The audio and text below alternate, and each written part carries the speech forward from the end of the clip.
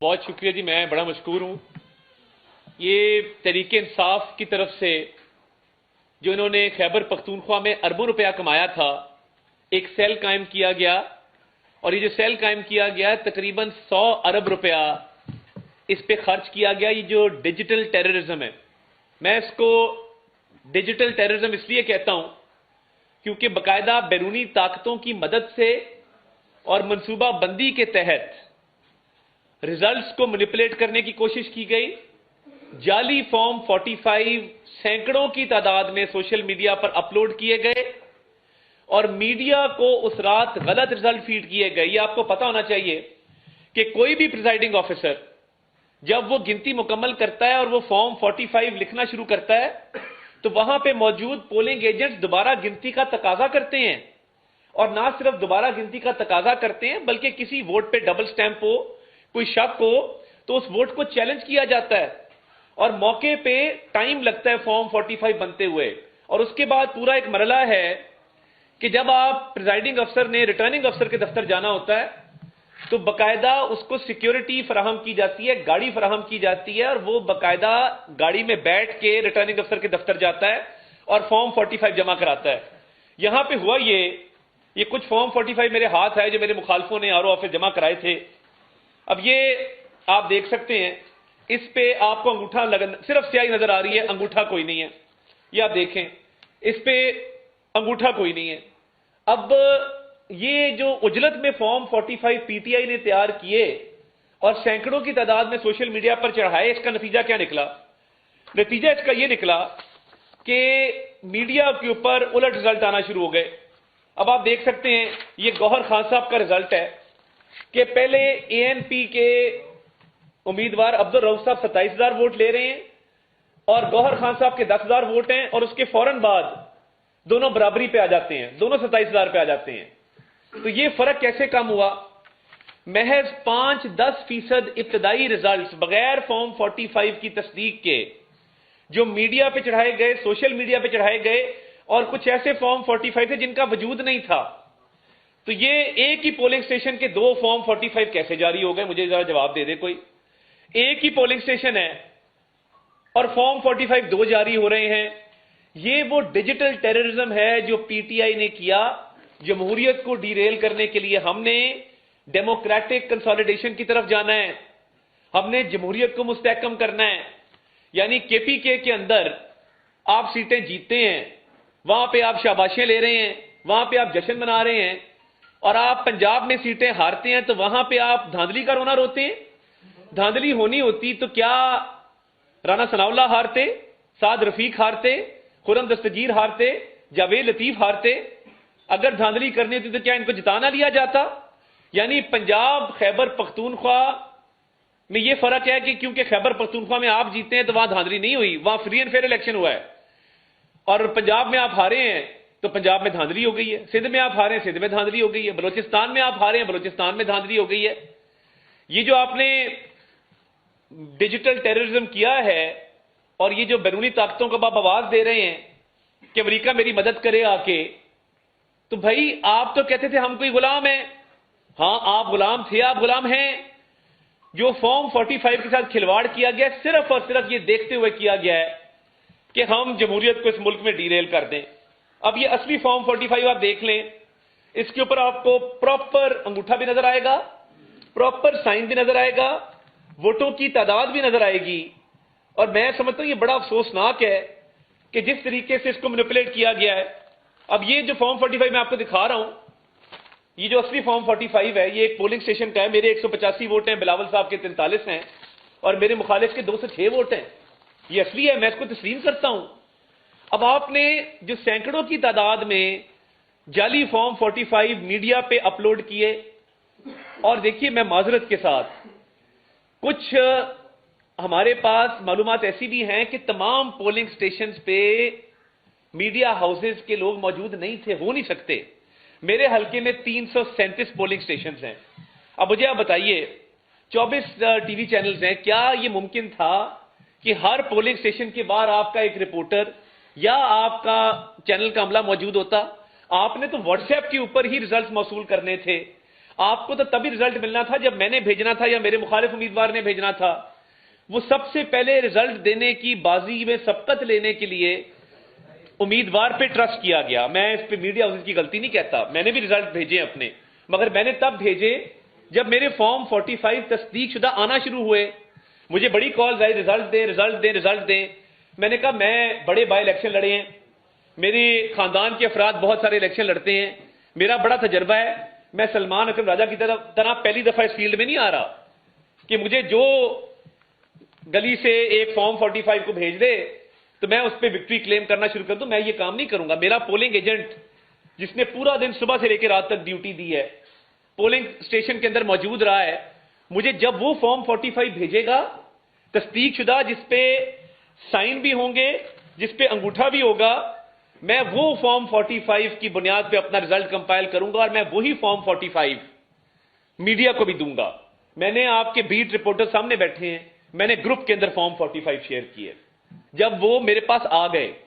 اور دیکھیں فارم 45 وہ ہے جو پریزائڈنگ افسر لے کے جاتا ہے ریٹرننگ افسر کے پاس, اور پھر ریٹرننگ افسر اس کو ای سی پی کی ویب سائٹ پہ اپلوڈ کرتا ہے.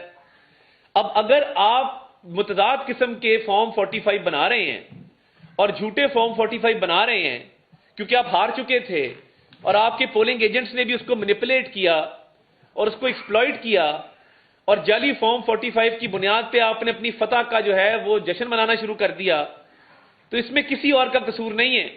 یہ آپ نے کنفیوژن پیدا کرنے کی کوشش کی, آپ نے اس الیکشن کو متنازع بنا کے جمہوریت کو ڈیریل کرنے کی کوشش کی, اور آپ نے یہ انتظار نہ کیا کہ جو پریزائڈنگ افسر ہے وہ 3 بار 4 بار گنتی کے بعد جب فارم 45 بنا کے اپنے بیگ بند کر کے گاڑی میں بیٹھ کے ریٹرننگ افسر کے دفتر پہنچ رہا ہے تو اس کا انتظار کر لیا جائے. آپ کو چاہیے تھا کہ جب پریزائڈنگ افسر فارم 45 جمع کرا رہا تھا آپ وہاں پہ کہتے کہ جی یہ ٹھیک نہیں ہے, میرے پاس دوسرا فارم 45 ہے. مگر بدقسمتی سے آپ نے اس کو چیلنج نہیں کیا کیونکہ آپ کے پاس ثبوت نہیں تھے. آپ نے جعلی فارم 45 سوشل میڈیا پہ چڑھایا, میڈیا کو دیا, اور جب پریزائڈنگ افسر کا اصلی فارم 45 ریٹرننگ افسر کے پاس آیا تو آپ غائب تھے. آپ یہ نہیں کہہ سکے کہ یہ غلط ہے کہ اس کو اپلوڈ مت کرو, اس کو ای سی پی کی ویب سائٹ پہ مت چڑھاؤ, کیونکہ آپ کے پاس دستخط نہیں تھے, آپ کے پاس انگوٹھے نہیں لگے ہوئے تھے. آپ نے جعلی فارم 45 جو ڈیجیٹل ٹیررزم آپ نے کیا ہے, آپ کو تو انتظار کرنا چاہیے تھا. میرا جو پہلے 5 رزلٹ آئے ہیں وہ 10:30 11 بجے آئے ہیں. میں نے ویٹ کیا, میں ریٹرننگ افسر کے دفتر بھی گیا, مگر میں نے جلد بازی اجلت سے کام نہیں لیا. میں چاہتا تو میں بھی ان کی طرح اپنا رزلٹ آپ کو فیڈ کر سکتا تھا, میں نے یہ کام نہیں کیا. میں نے فارم 45 کا انتظار کیا کہ تصدیق شدہ آئے گا, میں اس کے بعد میڈیا کو بتاؤں گا کہ میرا رزلٹ یہ آنا شروع ہو گیا ہے. اور پھر 11:30 کے بعد تواتر سے آتے گئے. اب آپ دیکھیں نا, میں آپ کو ایک اور مثال دیتا ہوں. اب یہ ایک ہی حلقہ ہے ٹوبہ ٹیک سنگھ کا, جس کے اندر میں آپ کو بتاتا ہوں کہ ایک ہی امیدوار ہیں اور 2 رزلٹ جو ہے وہ میڈیا کے اوپر چل رہے تھے, متضاد رزلٹ جو ہے وہ میڈیا کے اوپر چل رہے تھے. تو یہ مجھے سمجھ نہیں آتی کہ یہ کیسے ہو سکتا ہے کہ امیدوار ایک ہی ہے اور رزلٹ جو ہے وہ مختلف آ رہے ہیں. یہ میں آپ کو ایک ایگزامپل دیتا ہوں. یہ ریاض فتیانہ صاحب کا اور اسد الرحمان رمدے صاحب کا حلقہ ہے, آپ اس کو دیکھ سکتے ہیں. یہ جو رائٹ پہ رزلٹ ہے اس پہ 95,000 ووٹ اسد الرحمان صاحب کے ہیں اور 33,000 ووٹ جو ہیں وہ ریاض فتیانہ صاحب کے ہیں. فائنل ٹیلی جب آتی ہے تو 1,28,000 ووٹ جو ہیں وہ ریاض فتیانہ صاحب کے ہیں اور 95,000 ووٹ اسد الرحمان صاحب کے ہیں. اب یہ دیکھیں نا, اب یہ دونوں رزلٹس میڈیا پہ چلے ہیں. میرا سوال یہ ہے کہ آپ جب متضاد رزلٹ چلاتے ہیں اور جو ابتدائی آپ کے پاس معلومات آ رہی ہیں بغیر فارم 45 کے, اس کی بنیاد پہ جب رزلٹ چلتا ہے تو وہ غیر تصدیق شدہ ہوتا ہے, وہ غیر حتمی ہوتا ہے. یہ گجرات کا ایک حلقہ ہے عابد رضا صاحب کا, اس میں جو الیاس امیدوار جیتا ہے چوری الیاس, وہ اس میں ہے ہی نہیں. ان کے 90,000 ووٹ ہیں اور موسیٰ الہی صاحب کے 85,000 ووٹ ہیں. جو امیدوار جیتا ہے اس کا ذکر ہی نہیں ہے. میں اپنا رزلٹ آپ کو بتاؤں, میرا رزلٹ جب آنا شروع ہوا تو تمام چینل پہ بلاول بھٹو زرداری صاحب کی برتری دکھائی گئی. میرا بڑا احترام ہے ان کے لیے, مگر بات یہ ہے کہ آپ فارم 45 دیکھیں. میں آپ کو 2-3 فارم 45 دکھاتا ہوں جہاں پہ ان کے ڈبل ڈیجٹس ہیں. عطا تارڑ 281, بلاول صاحب 81, اور پی ٹی اے کے کینڈیڈیٹ کے بھی کوئی تقریباً 200 ووٹ ہیں. تو یہ فارم 45 جب آنا شروع ہوئے تبھی تصدیق شدہ جو ہے وہ رزلٹ ہم نے دینا شروع کیا. اور ہمارے فارم 45 میں اور پریزائڈنگ افسر کے فارم 45 میں کوئی فرق نہیں ہے. اور یہ فرق نہیں ہے تو پھر ریٹرننگ افسر نے وہی فارم 45 ای سی پی کی ویب سائٹ پہ اپلوڈ کیے اور وہی حتمی نتیجہ سامنے آیا. یہ جو تاثر دینے کی کوشش کی جا رہی ہے نا کہ فارم 45 کی بنیاد پہ نہیں بنا اور فارم 45 اور تھے اور فارم 47 اور ہے، یہ غلط تاثر ہے. کے پی کے اندر تو آپ کا فارم 45 اور فارم 47 آپ کہتے ہیں کہ ایک ہی ہے. پنجاب اور سندھ میں اور بلوچستان میں آپ اس پہ سوالات اٹھاتے ہیں، وہ بھی وہاں تو یہ جہاں پہ ہار رہے ہیں وہاں پہ یہ میٹھا میٹھا ہپ ہپ اور کڑوا کڑوا تھو تھو کی پالیسی مجھے سمجھ نہیں آتی کہ بھائی جہاں پہ جیتے ہیں وہاں پہ تو جشن ہے، وہاں پہ الیکشن کمیشن کی تعریف ہے، وہاں ویڈیو چڑھا رہے ہیں ہم جیت گئے، ہم نے بازی مار لی، ہم سبقت لے گئے، ہم نے فلاں کر دیا. اور اسی ضلع میں اگر 7 والی سیٹ ہارے ہیں تو آپ ہی کے پارٹی کا امیدوار جو رو رہا ہے نون لیگ نے دھاندلی کر دی. بھائی نون لیگ نے دھاندلی کرنی ہوتی تو 7 والے حلقے میں بھی کر لیتے. تو میں یہ سمجھتا ہوں کہ یہ جو جمہوریت کو ڈی ریل کرنے کی کوشش کی گئی ہے ڈیجیٹل ٹیررزم کے ذریعے، بیرونی طاقتوں کے ذریعے، اور باہر بھی ان کا ایک ہیڈ کوارٹر تھا ایک اور ملک میں جہاں سے یہ چیزیں اپلوڈ کی جا رہی تھیں. 90 ارب روپیہ تو صرف خیبر پختونخوا حکومت کا انہوں نے استعمال کیا جو انہوں نے سوشل میڈیا انفلوئنسر بھرتی کیے تھے اور جو انہوں نے ایک نیٹ ورک بنایا تھا سوشل میڈیا کا. تو بھائی یا تو کہیں کہ خیبر پختونخوا میں بھی دھاندلی ہوئی ہے، ورنہ پھر پنجاب میں، سندھ میں اور بلوچستان میں دھاندلی کا رونا رونا چھوڑ دیں. یہ زیب نہیں دیتا. اور آپ کو کس نے منع کیا تھا کہ جب فارم 45 پریزائڈنگ افسر ریٹرننگ افسر کے پاس لے کے آیا ہے کہ آپ اس کا انتظار نہ کریں، آپ کو جلدی تھی اپنی فتح کا جشن منانے کی. تو گور خان صاحب کے 2 متضاد بیانات ہیں. یہ چیئرمین ہے پی ٹی آئی کا. پہلے کہا کہ ہم حکومت بنانے جا رہے ہیں، ہمارے نمبر پورے ہو چکے ہیں. صرف ابتدائی 15% نتائج کے اوپر جو جعلی فارم 45 کی بنیاد پہ یہ مرتب کیے جا رہے تھے، جب صبح فارم 45 سارے مرتب ہو گئے آ گئے، اس پہ پھر کہا نہیں ہم تو ہار رہے ہیں، ہم تو اس پوزیشن میں نہیں ہیں کہ ہم حکومت بنائیں، اور ہم کیسے حکومت بنائیں گے. تو یہ چند گھنٹوں کے فرق سے پہلے آپ فتح کا اعلان کرتے ہیں، پھر آپ شکست کا اعلان بھی خود ہی کر دیتے ہیں. تو یہ فارم 45 والا جو کھلواڑ آپ نے کیا ہے یہ سمجھ میں آتا ہے.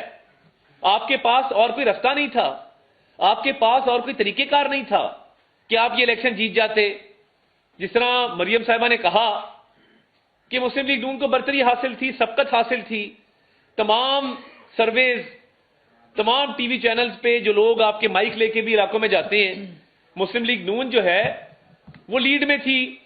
تو آپ کے پاس طریقہ ایک ہی بچا تھا کہ آپ جعلی فارم 45 ایک ہی پولیس اسٹیشن کے 2 جاری کر دیں اور ایک کنفیوژن کریٹ کر دیں اور اس ڈیجیٹل دہشت گردی کے ذریعے ملک میں کیوس پھیلا دیں، ملک کے اندر ایک تباہی پھیلا دیں، اور کوشش یہ ہو کہ ملک میں ایک غیر یقینی صورتحال ہو، دھاندلی کا رونا رویا جائے اور جمہوریت کو اور معیشت کو غیر مستحکم کیا جائے. ہم جمہوریت کو ڈیریل نہیں ہونے دیں گے. ہماری کوشش ہے، ہماری جماعت کی کوشش ہے کہ ہم ڈیموکریٹک کنسولیڈیشن کی طرف جائیں. I want to address the international media also. We want to go towards democratic consolidation because these fake Form 45s have been prepared by PTI. They are doing digital terrorism through these fake Form 45s. We have Form 45s with stamps on them, with signatures on them. تو میں یہ سمجھتا ہوں کہ یہ جو آپ نے کھلواڑ کیا اور آج آپ پریس کانفرنس کر رہے ہیں، تو سلمان راجہ صاحب نے پہلے کتنے الیکشن مینیج کیے ہیں یا لڑے ہیں؟ ان کو کس نے کہہ دیا کہ یہ غلط فارم 45 ہے جو پریزائڈنگ افسر لے کے آیا ہے؟ ان کو کس نے روکا تھا کہ جب پریزائڈنگ افسر فارم 45 لے کے نکلا یہ بھی ساتھ نکلتے؟ ان کا پولنگ ایجنٹ پیچھے گاڑی لگا کے پریزائڈنگ افسر کے دفتر تک جاتا، وہاں پہ جب پریزائڈنگ افسر نے فارم 45 جمع کرایا تو وہاں پہ بات کرتے کہ جی یہ فارم 45 ہمارا اوریجنل ہے. ہمت اس لیے نہیں ہوئی کیونکہ وہ جعلی بنایا ہوا تھا، وہ پکڑی جانی تھی چوری.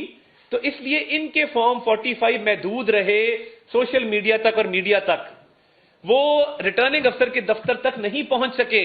وہ پہنچ جاتے تو وہاں پہ گڑبڑ ہونی تھی، انہوں نے ایکسپوز ہو جانا تھا. تو میڈیا کے اوپر ڈس انفارمیشن کے ذریعے، مس مینجمنٹ کے ذریعے اور جھوٹ اور منفی پروپیگنڈا کے ذریعے بہت ساری سیٹوں پہ شکست کلیم کی گئی جو کہ بعد میں ہار میں تبدیل ہوئی. اور جھوٹے فارم 45 کے ذریعے جو ایک تاثر پھیلایا گیا وہ عوام کے سامنے ہے. ہم تو یہ چاہتے ہیں، ہمارے پاس تصدیق شدہ فارم اویلیبل ہیں، ہم تو الیکشن کمیشن کی ویب سائٹ پہ سارے جو اپلوڈ ہوئے ہیں ان کو تسلیم کرتے ہیں.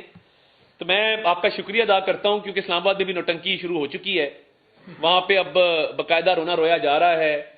سے قوموں کے ساتھ یہ معاملات ہوتے رہے کہ رائٹیسنس ایک سائڈ پہ کھڑی ہو جائے اور سیلف رائٹیسنس تباہی کے دھانے پر لے کر چلی جائے.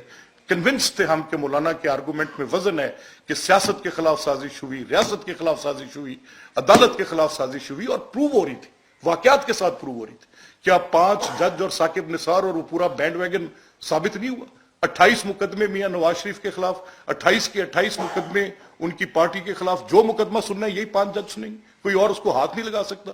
اور پھر وہ تقسیم ہم نے خود دیکھی کہ یہ لوگ تو آپس میں بیٹھ کے بات چیت نہیں کر سکتے.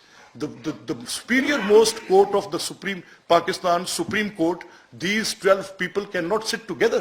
آپس میں ان کا سلام دعا تک نہیں ہے. تو پھر ہم نے کہا مولانا تو بڑے زیرک, بڑے سمجھدار, مولانا سے زیادہ چیزوں کا احاطہ کرنے والا اور کوئی شخص ہو ہی نہیں سکتا. اسی طرح سے معیشت پر جو ان کی دلیل تھی وہ بڑی مضبوط تھی. اسی طرح معاشرے میں نفرت بونے پہ جو ان کی دلیل تھی بڑی مضبوط تھی. تو ہم نے یہ بات, میرے جیسا جو ایک پولیٹیکل ورکر ہے, جو مولانا کا بہت احترام کرتا ہے, جو یہ سمجھتا ہے کہ اگر مولانا کہہ رہے ہیں کہ یہ بیرونی آقاؤں کے اشارے پر اور کسی کا ایجنٹ ہے اور یہ ملک پاکستان کے خلاف یہ ایک ایٹمی طاقت ہے اور اس کے خلاف جو یہ کر رہا ہے یہ غلط کر رہا ہے, اور وہ بات گالم گلوچ تک جاتی تھی. جو مولانا کو وہ کہتے تھے ہمیں میری عمران کے بارے میں یا اس کی پارٹی کے جو اس کے وہ لوگ تھے ان کے بارے میں جو میں نے رائے قائم کی اس میں ایک بینچ مارک مولانا بھی تھے. میں نے کہا یار یہ ایک دیوبند بہت بڑا ایک میں جانتا ہوں, تاریخ پاکستان میں ان کا کردار جانتا ہوں, اس کے بعد ان کی دین کے لیے خدمات جانتا ہوں, ان کو ایک بڑے جمہوریت پسند کے طور پہ میں نے دیکھا ہے. اب ایک سٹینڈ الون کسی پوزیشن پر آ کے اگر آپ کی وہ ساری position goes down the drain, نیچے جا سکتی ہے, تو پھر میں سوچنے پہ مجبور ہوں کہ میں تھوڑی سی تاریخ کی درستگی کر دوں. اور پھر میں یہ بھی بتا دوں, کیونکہ میں اپنے اوپر بوجھ نہیں رکھ سکتا, ضمیر کا بوجھ نہیں رکھ سکتا. میں نے آپ کے سامنے جو بات کی ہے ایک میٹنگ کا میں شاہد ہوں. ابھی بلاول صاحب کی ایک میں آپ کو دے سکتا ہوں پوزیشن, ابھی میں نے دیکھی ہے مولانا کی اس بات کے بعد بحث کھل گئی, کیونکہ میں یہ فیل کر رہا ہوں کہ وہ عدم اعتماد جو کہ بڑا پولیٹیکل ایکٹ تھا جس کے لیے ہم نے بڑی بھرپور کوشش کی تھی, میں آن اوتھ آپ کو کہہ سکتا ہوں کہ سوائے مسلم لیگ کی ٹکٹ کے وہ لوگ جو عمران کی پارٹی سے ان کو چھوڑ کر, ان کی غلط پالیسیوں پر چھوڑ کر, ان کی معیشت کی تباہی کی باعث, ان کے نان پولیٹیکل بیہیویئر کے باعث, ان کی جو عوام الناس کے اندر بالکل ایک اپوزیشن جو ایروڈ ہو چکی تھی, اس کے باعث وہ 22 کے 22 لوگوں کا ارینجمنٹ مسلم لیگ کے ساتھ صرف مسلم لیگ کی ٹکٹ تھی. ہم نے وہ الزام بھی سنے جب عمران شور مچا رہے تھے کہ یہ منڈی لگی ہے, پیسے دے رہے ہیں. میں چیلنج کر کے کہہ سکتا ہوں کہ ان 22 میں سے کوئی ایک شخص کسی 1 روپے کا لین دین خدا نہ خواستہ, وہ اتنی زبردست ایک پولیٹیکل موو تھی, وہ اتنی زبردست ایک پولیٹیکل اپنی آرگینک اس کی حکومتی تباہ کاریوں کے باعث اس کو لوگ چھوڑ کر جو جا رہے تھے, ایک کانسٹیٹیوشنل ایک پولیٹیکل اس گورنمنٹ کا پاکستان کی تاریخ کا پہلا عدم اعتماد جو کامیابی کے ساتھ سر انجام پایا, جس پر سپریم کورٹ, وہی سپریم کورٹ, اس سپریم کورٹ نے بھی اس کو رستہ دیا, نہیں تو اس کو آئین کو سبورٹ کرنے پہ, آئین کو توڑنے پہ اس کو سزائی ملنی چاہیے تھی. لیکن اس وقت یہی کیا گیا کہ جو اسمبلی توڑی کی بال خیر. اینی ویز بات کہیں اور جائے. میں صرف یہ کہہ رہا ہوں وہ میٹنگ جس میٹنگ میں تمام پولیٹیکل پارٹیز کے سربراہان تھے, مولانا جانتے ہیں کہ میں بھی اتفاق سے اپنے پارٹی کے پریزیڈنٹ کے ساتھ بطور سپوکس پرسن اکثر ان کے ساتھ ہوتا تھا. تو اس میں تو اگر یہ کہہ رہے ہیں کہ جنرل باجوہ نے کہا کہ ڈالو تحریک عدم اعتماد اور وہ کر لو, تو میرے سامنے جو واقعہ پیش آیا میں آپ کے سامنے رکھنا چاہتا ہوں. وہ یہ تھا کہ اس میں تو وہ کہہ رہے تھے کہ عدم اعتماد نہ کرو. وہ تو اس کے نمائندے عمران خان کے, جس کو میں بھی مائنڈ کر رہا تھا کہ یہ کیا کہہ رہے ہیں چیف, یہ کیسے بات کر رہے ہیں. اور جنرل فیض تو اس وقت سب کی ہٹ لسٹ میں تھا. کس وقت جنرل فیض نے ان کو جا کے بایو صاحب کے ساتھ ایک میٹنگ جس میں سب پوری پولیٹیکل پارٹیز کے سربراہان تھے, اس میٹنگ میں ہم بھی سوچ رہے تھے کہ اگر یہ الیکشنز دے رہا ہے تو ہمیں اس آرڈیل میں سے گزرنے کی کیا ضرورت ہے؟ اگر یہ سٹیپ ڈاؤن کرتا ہے اور فوری الیکشن کی طرف چلا جاتا ہے تو مولانا کا وہاں پر میری موجودگی میں اس بات پر کہ آپ ہمیں یہ کیوں کہہ رہے ہیں، اب ہم نے یہ سب کچھ کیا ہے تو ہم یہ عدم اعتماد، تو مجھے کیونکہ مجھے مولانا کی تکریم بہت ہے، مجھے مولانا کی عزت بہت ہے، میں مولانا سے زندگی بھر ان کے سیاسی تدبر کو، ان کی جمہوریت پسندی کو میں اس پر قائل رہا ہوں، ان کی عمران کے خلاف جو پوزیشن تھی میں اس کو، اب یہ جو ایک واقعہ میری آنکھوں کے سامنے پیش آیا، اس واقعہ میں مولانا کا وہ ریزسٹ کرنا، میں سمجھا مولانا بڑے زبردست آدمی ہیں، ایک آرمی چیف جس کو شاید عمران نے کہا ہوگا جا کے کہ آپ اپوزیشن سے بات کر لیں، آپ بیچ میں ثالث بن جائیں، کوئی حکومت نہ ٹوٹے، یا میں سٹیپ ڈاؤن کرتا ہوں، یہ عدم اعتماد نہ کریں، مجھے ڈسکریس نہ کریں، نمبر تو ختم ہو گئے تھے، نمبرز تو دوسری سائڈ پہ تھے، تو وہ جو آ کے یہ کہہ رہے ہیں کہ یہ آپ عدم اعتماد واپس لے لیں، وہ الیکشنز میں جاتا ہے، تو وہ بات کس طرح کنیکٹ نہیں ہوئی سم ہاؤ۔ اب مجھے اگر مولانا کے پاس کوئی ایسا ہے کوئی بندہ، کوئی ایک آدمی جو آ کے یہ بتا دے کہ کب ان کو وہ ملے، اور جنرل فیض کا تو غالباً یہ جھگڑا رہا اس بات پہ کہ وہ وہاں پر نہیں تھے، اور وہ تو اس وقت شاید کہیں کور کمانڈر ہوں گے، پروبلی آئی ڈونٹ نو، وہ اپنی بات خود کر سکتے ہیں، مجھے نہیں پتا، لیکن جو میں نے دیکھا، کیونکہ میں نے کسی کے کہنے پر یا خدا نخواستہ یہ سارے سیاسی زوما اپنی اپنی بات سب کر سکیں گے آ کے، کہ انہوں نے کسی کے کہنے پہ وہ طریقے عدم اعتماد دی، بالکل قطعی طور پہ نہیں، کیونکہ اس عدم اعتماد کے ڈالے جانے سے جن لوگوں نے اس کو فائل کیا، جس طریقے سے وہ فائل ہوئی، کیا سیاسی مشاورت ہوئی، اس سب میں مولانا شامل تھے۔ آج پتہ نہیں ان کو یہ کہنے کی کیوں ضرورت محسوس ہوئی۔ ملک صاحب یہ بتائیے گا کہ